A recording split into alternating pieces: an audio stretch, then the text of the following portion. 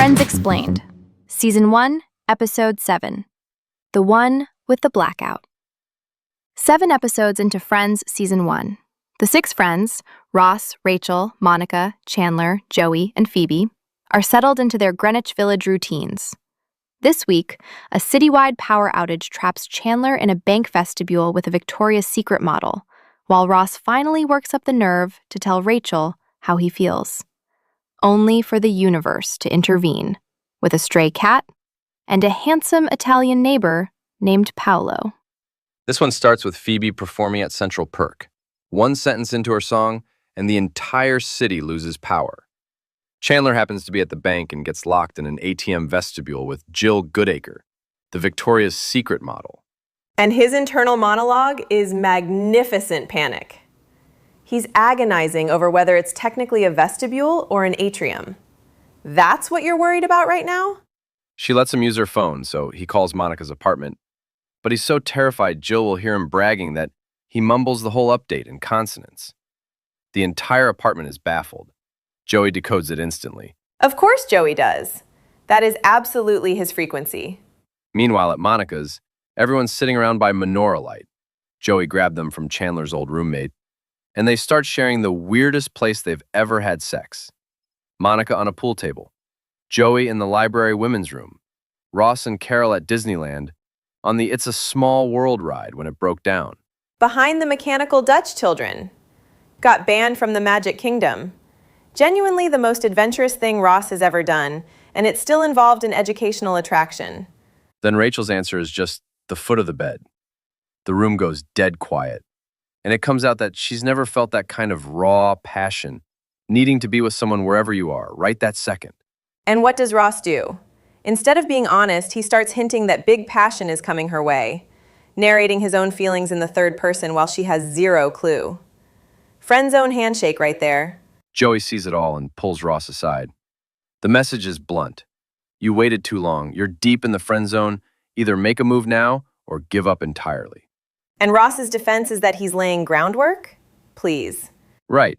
Joey's not buying it for a second. Joey reads everyone else's romantic situation perfectly when the feelings aren't his own. It's like a superpower that only works in one direction. So Ross finally steps onto the balcony with Rachel, starts fumbling toward a confession, and right at that moment, a stray cat launches onto his back and digs its claws in. He's flailing, screaming. The cat won't let go. Inside, everyone's singing by candlelight, completely oblivious. 7 episodes of build-up, and a cat takes him out. Rachel and Phoebe take the cat door to door looking for its owner.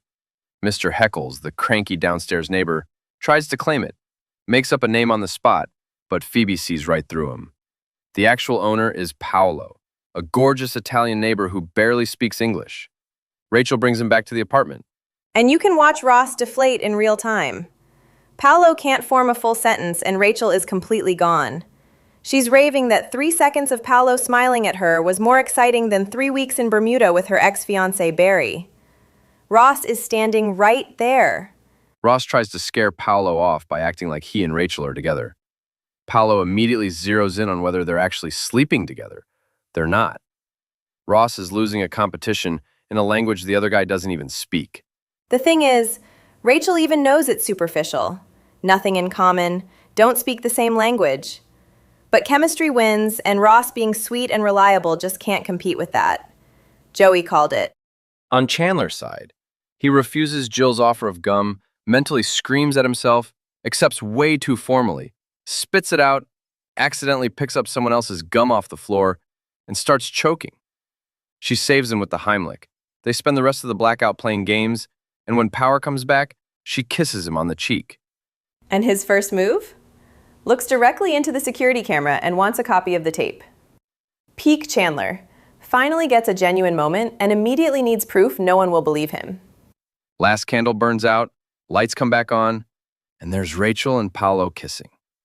Ross just stands there. 7 episodes in. The pattern is locked. Paolo in Rachel's orbit. Ross's window slammed shut. Mr. Heckles established as the building liar.